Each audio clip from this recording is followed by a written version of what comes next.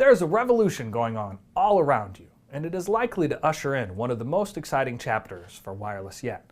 While the traditional internet is focused on moving data largely decoupled from the world around it, with wireless being quite helpful, the Internet of Things brings sensing and manipulating the world front and center. Wireless is the technology that makes this all happen. Let's dive in and look at what the Internet of Things is going to bring and what wireless technologies will play a pivotal role. The Internet of Things is based on a simple premise. There are numerous things around us, and we would like to get them onto the network. Either we are interested in what the thing might be sensing, temperature, heart rate, a door being open or closed, or what the thing could actuate or drive, turn on an air conditioner, make a sound, or close a door. The rise of digital technology has made these sensors and actuators extremely cheap. Furthermore, our houses and daily routines are made up of many things that could be augmented or improved to have smarts to make our lives better. While we have understood for a while how to build smarter systems, the missing component has been how to connect these devices inexpensively and seamlessly. The cloud will help us to link the data together, while wireless is how we will get that data to and from the cloud. So what is the cloud, and how does it relate to wireless? Just as cellular connectivity gives us pervasive access to the network pretty much anywhere on the planet, the cloud provides the central clearinghouse for all our data to live. Always-on connectivity by wireless goes hand in hand with the always-on data availability of the cloud, and a series of fascinating services emerge.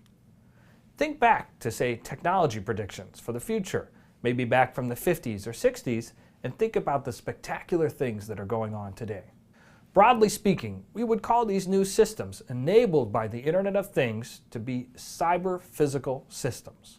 We have sensors or transducers that periodically sample their environment.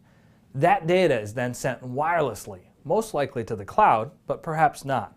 A control system that analyzes that data and determines the appropriate course of action.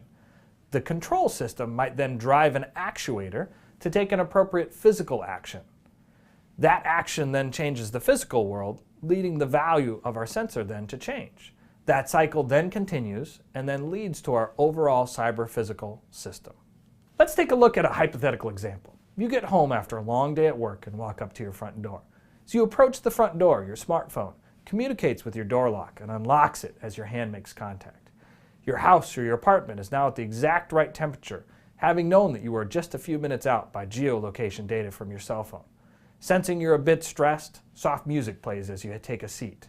As you sit down on the couch, pressure sensors detect and relay to the TV, and it brings up the nightly news, commensurate with your normal routine. Sounds far-fetched, doesn't it? But that exact scenario could be done today. But it just does not map to home conveniences. Imagine a traffic system that knows that fans are leaving early because the score of the soccer game is 4-0, and it begins adjusting the bus schedule and the metro system early. Or maybe a system that discreetly texts a professor to let him or her know that the class is losing focus and needs to be brought back into attention. What could you dream up with the world around you if it was networked in?